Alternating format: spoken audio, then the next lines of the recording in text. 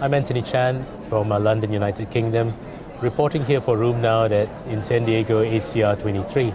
Today is another day where we've seen a lot more presentations here at the meeting.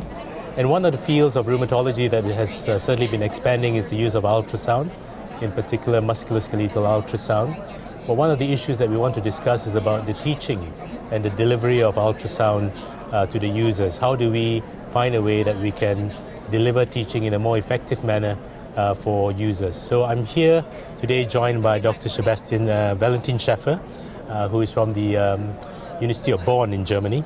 And he has presented today a very nice work in the abstract number 2079 on the use of teledidactic way of implementing teaching versus on-site teaching. So Valentin, welcome to today's meeting, and I wonder whether you could take us through the work that you've been doing. That's a pleasure. It's a pleasure. Nice to be able to present our abstract. Well, what we did, we have been implementing point-of-care ultrasound at the University of Bonn. I'm the ultrasound director and also the head of rheumatology. So I really try to make rheumatology as sexy as possible for medical students. And we have an ultrasound curriculum which is published, the MUTE study, Musculoskeletal Ultrasound in Dermatology, which was focused on dermatologists to learn the most important ultrasound planes which there are in musculoskeletal ultrasound.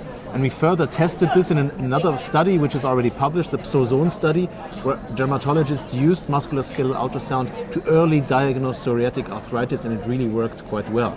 And what we did now in our current abstract, we used this ultrasound curriculum to test teledidactic versus on-campus musculoskeletal ultrasound training in medical students.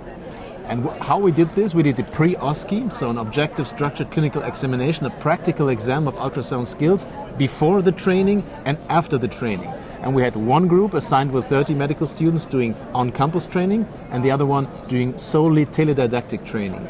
In both training courses, we involved peer tutors to just decrease the level of interaction from student to student, and we had experts like me who were online and were also available for deeper tasks.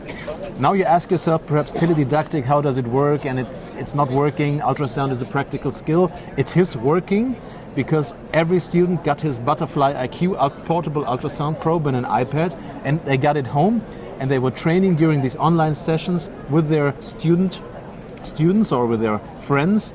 The ultrasound planes, we had the peer tutor who was just improving the plane, put it right, left, deeper, increase B mode and so on. And at the end of this course, which went over 12 weeks, we did another practical examination and we found amazing, outstanding results. The on-campus training had 90% of the possible highest degree they could achieve, and the teledidactic achieved even 92%. So numerically, teledidactic ultrasound training was even better. And that is amazing. I mean, we have to go with the time. We have to give students the possibility to teach them teledidactic if they want to, especially if you have students who live far away. They don't have to come to the university. They can train wherever they wanted. And we had the flipped classroom. That means medical students had the possibility to be online whenever they wanted and look at the different teaching courses and just reinforce their skills. That's an excellent result, a very high concordance between your on-site and your teledidactic. In terms of the modules that you're teaching, in the poster you talk about musculoskeletal ultrasound. Do you think there's a possibility of expanding this to other regions of the body? Yeah, definitely. We have done this for ultrasound of the abdomen, the thyroid glands and the abdominal vessels. It's the TELOS-1 study, which is published in the European Journal of Ultrasound, which was solely teledidactic because it was the pandemic. And we also already conducted the TELOS-2 study, teledidactic ultrasound, also abdominal vessels and thyroid, which is currently submitted for publication. Mm-hmm. So I really think this teledidactic teaching is possible. We have to go with the time and we have to be attractive for our medical students and also young doctors in order to deliver the best teaching at every location. So it's amazing because it also covers acute aspects of care, so acute care, for example, emergency care. Yes. So I suppose for rheumatology, the acute emergency would be the giant cell arthritis. Definitely. GCA. So tell me, is this applicable in the training for that part of the condition? Yeah, that's a very, very good question. Ultrasound is the first diagnostic imaging tool we use now for diagnosis of GCA. It has been implemented in the EULAR guidelines recommendations. I was also a member of it, so it's very important. And we have published a paper on this, on a patient's prospective study. We performed a blinded evaluation of the temporal artery with a point-of-care device and a high-end device, and giant cell arteritis was diagnosed in every case correctly, not in every vessel, but in every case. So it works.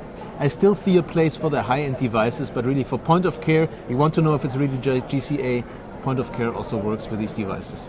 So it's it cut across many different regions of the body and many different conditions as well.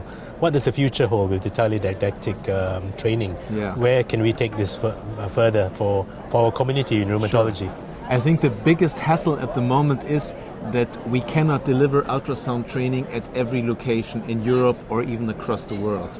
And I think this is the biggest implication, that we can offer ultrasound training, whatever, abdomen, thyroid, or for us, of course, vessels and joints, at every location possible, even in China or in Korea or wherever. We can teach these doctors and improve medical care, and we do not have to come them to our countries to learn it. So that's this is the whole idea of moving knowledge and not moving people, so that this can be done. Yeah. So I suppose in the long term, how do we standardize the teaching across different countries and different regions? Will there be an exam that they sit, or how do you know that they've achieved the standard that you set them out to do? Standardization is very important, and it's a very important aspect. I think important is, before standardization, really publishing curricula, which we have done, and then adhering to these curricula. And the practical examination we did is an objective structure clinical examination, an OSCE, which is completely standardized. Everyone is asked the same questions: do this, do that, start the machine, show us this section, do you see effusion, what is your clinical interpretation? And this is very standardized. So this can be really translated to every location. The only thing you have to do is translate it perhaps to another language, if English is the problem. But normally I would not expect any hassles. Yeah, so this is a major improvement in terms of the delivery and innovation, which are very keen. Especially, we've been discussing about digital health and digital toolkits, so how we can improve the spread of this condition.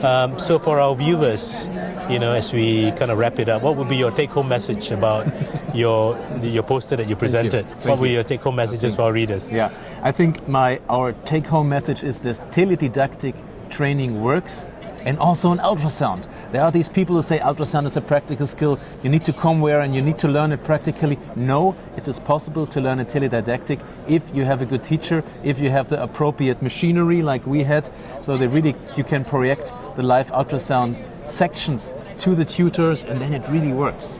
So we look forward to hearing more about your work in the future meetings, congresses, and as you advance and really champion ultrasound. I think we've never met such a passionate person I met you today, and this is why we feel that this would be a good way of trying to deliver teaching, because it's always difficult to get everybody to come in one-to-one location.